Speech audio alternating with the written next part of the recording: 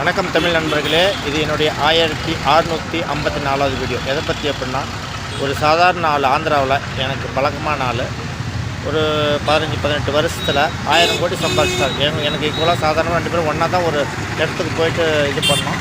அவர் இன்றைக்கி சந்திச்சுட்டு வந்தேன். அது எப்படி ஆனாருங்கிறத பற்றி தான் இதில் நேரடியாக சொல்கிறேன். இன்றைக்கி எங்கே வந்திருக்கிறோம் அப்படின்னா, ஆந்திராவில் திருப்பதி பக்கம் முன்னாடியே.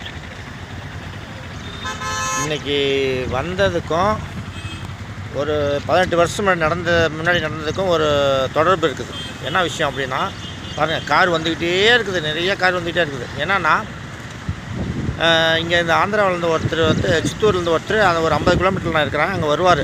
அசிஸ்டண்ட் எனக்கு பெரியவர் தான், என்னோட நம்ம பெரியவர். அவர் ஒரு குவார்ட்ரு இல்லை ஒரு 90 சாயந்தரம் 900 கொடுக்கணும் அவருக்கு. அதுக்காகவே அங்கேருந்து வருவார். 30 ரூபா இருந்தால் போதும், ப்ரைவேட் பஸ்ஸில் ஏறி வந்து இறங்கிக்குவார். ரிட்டர்ன் பஸ்ஸுக்கு 90 வாங்கி கொடுத்துரும். என்ன வேலை வேணாலும் பண்ணி கொடுப்பார் நமக்கு. ஒரு குவாரிக்கு ஒரு பார்ட்டி ஓட்டு பிடிச்சி கொடுத்தாரு. அன்றைக்கி குவாரி பூஜை போடணும், அதுக்கு வந்திருந்தார் இவர். காலைல 6 மணிக்கெலாம் வந்துட்டார் என்னை பார்க்குறதுக்கு.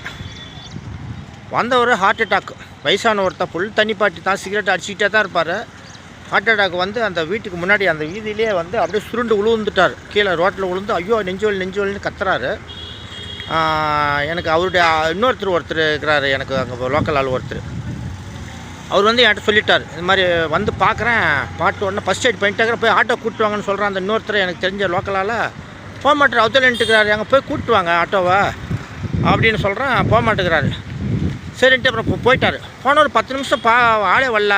போனவர் அப்படியே போயிட்டார். என்னன்னா, ஆட்டோ பிடிச்சிட்டு வந்து விட்டா, ஆட்டோ காசு கொடுக்காமல் போயிட்டு ஹாஸ்பிட்டலில் இதை நான் கொடுக்காம விட்டேன்னா அவர் தானே பிடிச்சிவாங்க அப்படின்னு சொல்லிவிட்டு, என்ன பாருங்க எப்படியும் அப்படி சமயத்தில் கழுத்தறுத்தார் பாருங்கள்.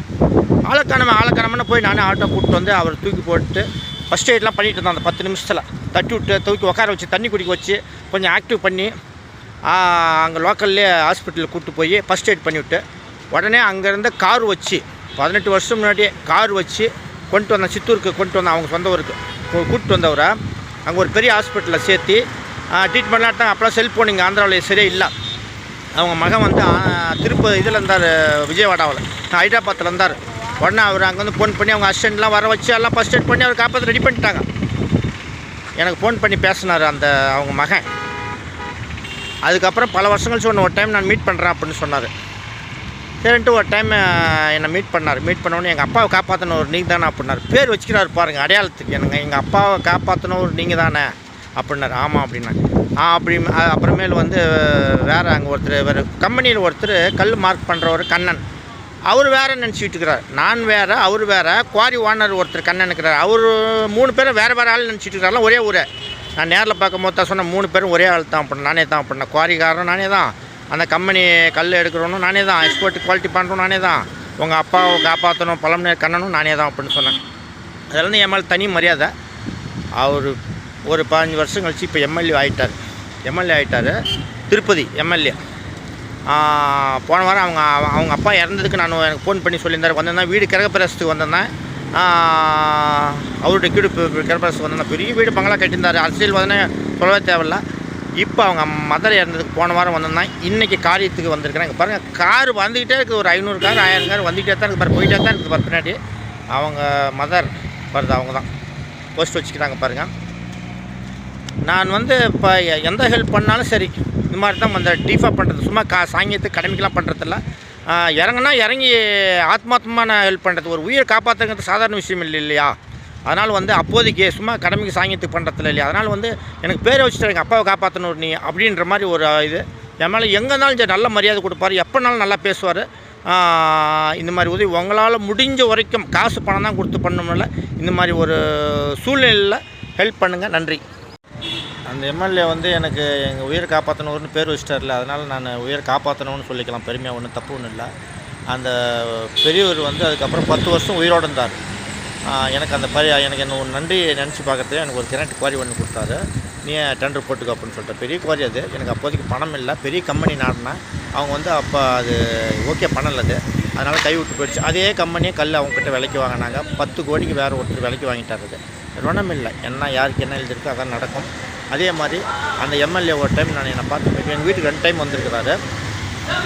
அவங்க மகன் எம்எல்ஏ 1000 கோடி சம்பாதிச்சிட்ட கண்ணன் அப்படின்னு சொன்னாங்க. 1000 கோடியா? அதுக்கப்புறம் இப்போ எம்எல்ஏ 1 வருஷம் தான் ஆகுது, 200 கோடி சம்பாதிச்சிட்டு தான் அவருடைய நண்பர் ஒருத்தர் சொன்னார். இன்னும் 4 வருஷத்தில் இன்னொரு 1000 கோடி சம்பாதிச்சிடுவோம். 2000 கோடி. 2000 கோடியா? யாருக்கு என்னென்ன எழுதி வச்சுருக்குதோ அதான் நடக்கும். நான் எதுவும் அவர்கிட்ட எதுவும் ஒரு ஹெல்ப்புக்கு இது வரைக்கும் போனது கிடையாது. அதனால் எங்கேயோ போயிட்டார் டாப்புக்கு.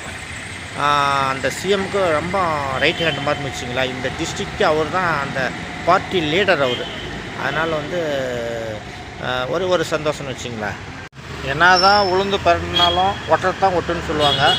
என்எஸ் கிருஷ்ணன் சொன்ன மாதிரி ஆளும் வளரணும், அறிவும் வளரணும் தம்பின்னு சொல்லியிருக்காரு. அதே மாதிரி வயசு வளர வளர பணமும் வளரணும், இல்லைனா மரியாதை கிடையாது. அதனால் எந்த அளவுக்கு நீ பெரிய ஆளாக இருந்தால் தான் அதுக்கு உண்டான மதிப்பு கிடைக்கும். இல்லைனா அவன் ஒன்றும் இல்லைப்பா சும்மா அப்படின்ற மாதிரி இருந்தால் மதிப்பு இல்லை.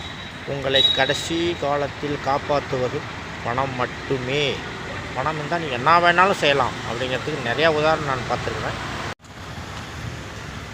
நடந்து வந்தால் ஒரு மரியாதை தான், பஸ்ஸில் வந்தால் ஒரு மரியாதை தான், பைக்கில் வந்தால் ஒரு மரியாதை தான், காரில் வந்தால் ஒரு மரியாதை தான். நான் பஸ்ஸில் தான் வந்தேன். காரில் வந்தால் அதனுடைய வேல்யூவே தனி தான். கெத்தா மீட் பண்ணலாம். அதனுடைய இதே வேறு தான். ஒரு கார் இருந்துச்சுன்னா எவ்வளோ வேணாலும் கடன் வாங்கலாம். கடன் கொடுத்தும் திருப்பி கேட்க மாட்டான். பெரிய ஆளுப்பா அப்படிமா. பெரிய ஆள் அப்படின்னா என்ன, சத்யராஜ் மாதிரியோ இல்லை ரகுவரன் மாதிரி உயரமான ஆள் பெரிய ஆளா? பணம் எந்த அளவுக்குதோ அதுதான் பெரிய ஆள் அப்படிம்பாங்க. அதனால் இதில் பல விஷயத்தை தெரிவிச்சிருக்கிறேன். எப்படியோ ஒன்று இந்த எம்எல்ஏ அவங்க அம்மா, அதாவது இந்த பெரியவர் உயிரை காப்பாற்றின பெரியவருடைய மனைவி சொல்லிட்டே இருப்பாங்களாம், பணம் சம்பாரிச்சிடு அப்படின்ட்டு.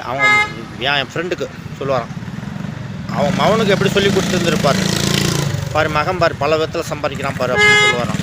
அதனால் பணம் தான் பெரிய ஆளாக.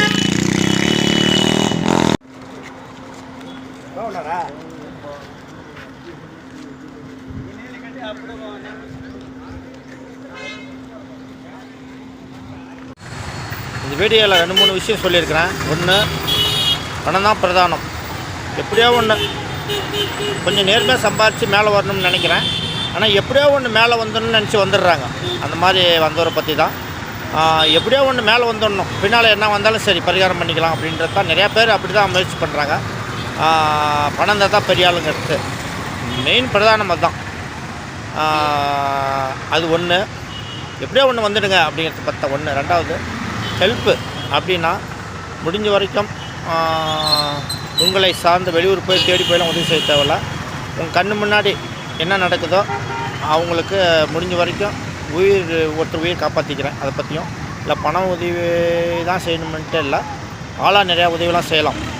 ஐடியா யோசனை அது மாதிரி பண்ணி முடிஞ்ச வரைக்கும் அது மாதிரி பண்ணினால் உங்களுக்கு புண்ணியம் தேடி வரும். புண்ணியம் தேடி வரணுங்கிறதுக்காக தான் செய்யணும் அப்படின்றதுலாம் கிடையாது. நீங்கள் செஞ்சிங்கன்னா தானாகவே வரும். அது மறைமுகமாக உங்கள் குடும்பத்தை, உங்கள் பிள்ளைகளை காப்பாற்றும். இது நல்ல உபயோகமான வீடியோவாக தான் இருக்கும். அடுத்து ஒரு நல்ல ஒரு வீடியோவோடு சந்திக்கிறேன். நன்றி, வணக்கம்.